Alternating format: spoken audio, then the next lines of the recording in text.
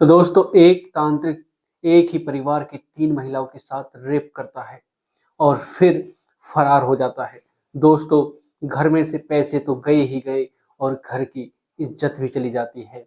एक-एक करके वो 3 महिलाओं का रेप करता है, जिनमें से 2 उस घर की लड़कियाँ होती हैं, बेटी होती हैं और 1 बहू होती है।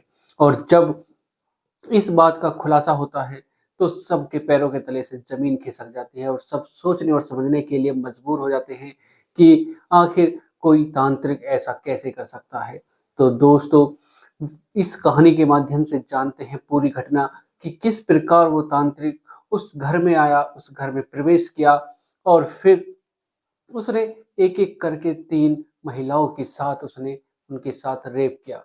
तो दोस्तों अगर आप चैनल पर पहली बार हैं, चैनल को सब्सक्राइब करें, वीडियो को लाइक करें, शेयर करें, कमेंट करें और बेल आइकन ज़रूर दबाएँ, जिससे कि मेरे आने वाली हर एक वीडियो आप तक पहुँच सके और आप इसी प्रकार हर दिन, हर रोज़ एक क्राइम से रूबरू हो सकें। तो दोस्तों चलते हैं, जानते हैं पूरी घटना को। तो दोस्तों नमस्कार दोस्तों, मेरा नाम अनुज। मैं आज आपके लिए जो कहानी लेकर आया हूँ, ये है मध्य प्रदेश के रतलाम जिले की।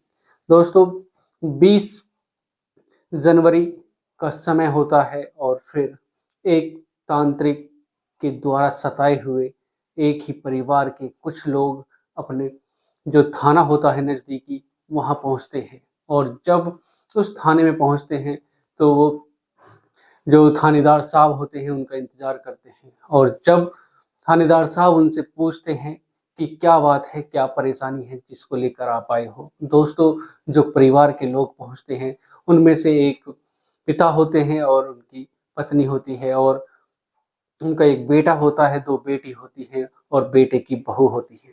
जब पूरे परिवार को एक साथ थानेदार साहब देखते हैं, पूछते हैं कि क्या परेशानी है जो पूरा परिवार थाने आया है, तो जब वो बताता है कि जो घर का मेन मुखिया होता है, वो कहता है कि साहब हमारे परिवार की मेरी 2 बेटियों और मेरी बेटे की बहू के साथ एक तांत्रिक ने रेप किया है और वो घर से फरार हो गया है। और जैसे ही थानेदार साहब उसकी बात सुनते हैं, तो वो भी सोचने और समझने के लिए मजबूर हो जाते हैं कि आखिर ऐसा कैसे हो सकता है कि कोई बाहर का व्यक्ति आकर और वो एक साथ 3-3 महिलाओं का रेप कर दे।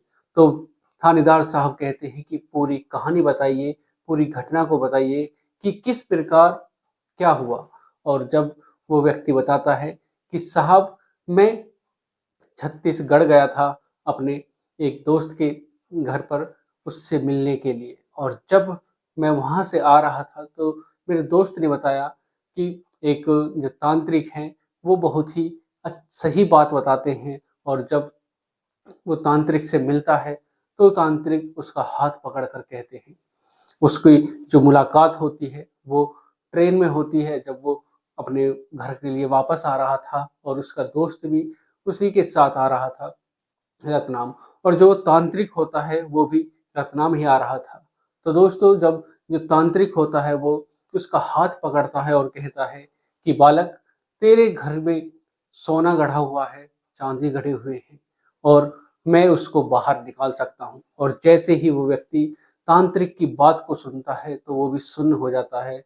वो भी सोचने लगता है कि घर के अंदर सोना दबा हुआ है और किसी को पता भी नहीं है। और जब तांत्रिक कहता है कि मैं उस सोने को, उस गढ़े हुए सोने चांदी को बाहर निकाल सकता हूँ और फिर वो सोचने लगता है जो व्यक्ति होता है तो वो पूछता है कि तुम कितने पैसे लोगे उसको निकालने के? और जब वो तांत्रिक कहता है कि मैं कुछ भी नहीं लूँगा, सिर्फ़ मुझको तुम्हारे घर पर रहना होगा और मैं कुछ ही दिनों में उस सोने को, उस गढ़े हुए सोने को बाहर निकाल दूँगा। और फिर उसका जो दोस्त होता है वो कहता है कि ये तांत्रिक बहुत ही बड़े वाले हैं, बहुत ही ऊँचे हैं, इन्होंने पता नहीं कितनों के घरों से सोना-चाँदी निकाल दिया है और जो ये कहते हैं, वो सही कहते हैं। उसके बाद उसका दोस्त भी सोचने लगता है कि अब क्या करूँ? और फिर वो उसका जो तांत्रिक होता है, उसका एड्रेस ले लेता है जहाँ पर वो पहुँचता है और फिर जब उसका जो व्यक्ति होता है वो अपने घर पहुँचता है, घर में सलाह-मशवरा मशवरा करते हैं और जब परिवार वाले कहते हैं कि ठीक है, जब वो कुछ पैसे नहीं लेंगे तो क्या जा रहा है, निकाल ही लेते हैं, निकलवा ही लेते हैं। अगर सोना निकला तो ठीक-ठीक, अगर नहीं निकला तो कोई परेशानी ही नहीं रहेगी, क्योंकि वो कुछ लेंगे ही नहीं। उसके बाद वो तांत्रिक के पास जाता है और तांत्रिक से बात कर कर वो तांत्रिक को अपने घर पर ले आता है। दोस्तों, उसके बाद जो वो तांत्रिक होता है, शाम का समय होता है और वो सबके हाथों में काला धागा बांध देता है और जो घर का व्यक्ति होता है उससे कहता है कि घर में सिर्फ और सिर्फ महिलाएं ही रहेंगी और कोई भी मर्द नहीं रहेगा। तुमको जो बलिया का जो मंदिर है उसमें रात को जाना होगा और सुबह होते ही तुमको आना होगा। दोस्तों, जो सब तैयार हो जाते हैं कि ठीक है, कोई परेशानी नहीं है, क्योंकि सबको जो सोने चांदी का लालच था। और फिर वो सब जो व्यक्ति होते हैं, मर्द होते हैं, वो अपने घर से बाहर निकल जाते हैं रात होते ही। और वो जो तांत्रिक होता है वो फिर जो नींद की गोली होती है उनको मिलाता है और जो लड़की होती है उसकी उसको पिला देता है। और फिर जो दूसरी लड़की होती है उसके साथ वो पहली ही रात उसके साथ रेप करता है और कहता है कि अगर तुमने किसी को बताया तो जो सोना है वो निकलेगा नहीं और क्या पता तुम्हारी भी मौत हो जाए, तुम्हारे साथ भी कुछ भी हो सकता है। और फिर वो लड़की चुपचाप सब सह लेती है और सारी कहानी को अपने ही अंदर दबा लेती है, किसी को कुछ नहीं बताती है।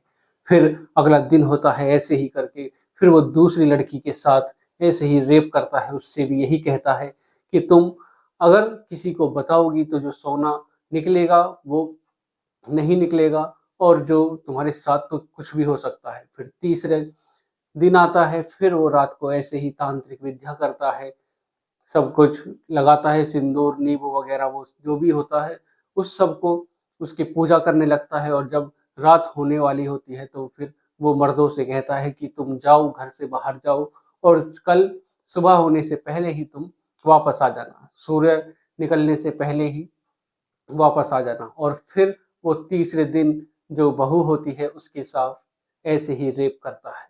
तो दोस्तों, जब चौथा दिन होता है तब उनके घर की जो एक लड़की होती है वो आती है और जो जिनके साथ रेप हुआ था वो उस लड़की को सारी कहानी बताते हैं कि ऐसे करके किस किस प्रकार उसने तीनों के साथ रेप किया। और फिर जब यह बात सारे में घूमती है, सबको पता चल जाती है, तो सबके पैरों के तले से जमीन खिसक जाती है। सब सोचने और समझने के लिए मजबूर हो जाते हैं कि आखिर वो तांत्रिक इतना बड़ा कांड करके चला गया और किसी को पता भी नहीं चला। और जब जो लड़कियां होती हैं, दोनों बेटी होती हैं और जो बहू होती हैं, उनको भी डर सताने लगता है कि कहीं हम प्रेग्नेंट ना हो जाएं। तो फिर जब बात का खुलासा होता है तो तांत्रिक उससे पहले ही वहां से भाग जाता है। और फिर उसके बाद वो थाने पहुंचते हैं और थानेदार साहब से कहते हैं कि साहब, हमारे साथ ऐसा हुआ है और उस तांत्रिक को तुम पकड़ लो, कैसे भी करके कुछ भी करो, उसको पकड़ो और उसको सजा दिलवाओ और हमको न्याय दिलवाओ। उसके बाद जो थानेदार साहब हैं वो भी अलर्ट हो जाते हैं, पुलिस कर्मचारी सब अलर्ट हो जाते हैं और उसको ढूंढने के लिए निकल जाते हैं और कुछ ही दिनों बाद उस तांत्रिक को पकड़ लेते हैं। तो दोस्तों, आज की जो ये कहानी है, किस प्रकार एक तांत्रिक के बहकावे में आकर कुछ लालच के लिए उन्होंने अपने परिवार को ही दांव पर लगा दिया, उन बेटियों के साथ रेप किया और बहू के साथ भी रेप किया और जो पैसे गए वो भी गए। तो दोस्तों, किस प्रकार का समय चल रहा है, किस प्रकार लोग बहकावे में आ जाते हैं और अपना नुकसान कर लेते हैं। तो दोस्तों, आज की जो कहानी है इसको सुनाने का उद्देश्य किसी को परेशान करना नहीं, किसी का दिल दुखाना नहीं, बल्कि आपको जागरूक करना है, सचेत करना है, सावधान करना है। सतर्क रहें, सावधान रहें और किसी के बहकावे में ना आए। दोस्तों, मिलते हैं एक और कहानी के साथ। आज के लिए सिर्फ इतना ही। अगर चैनल पर पहली बार हैं, चैनल को सब्सक्राइब करें, वीडियो को लाइक करें, शेयर करें, कमेंट करें और बेल आइकन जरूर दबाएं, जिससे कि मेरे आने वाली हर एक वीडियो आप तक पहुंच सके और आप इसी प्रकार हर दिन हर रोज एक नई कहानी सुन सकें। तो दोस्तों, मिलते हैं एक और घटना के साथ। नमस्कार, जय श्री श्याम।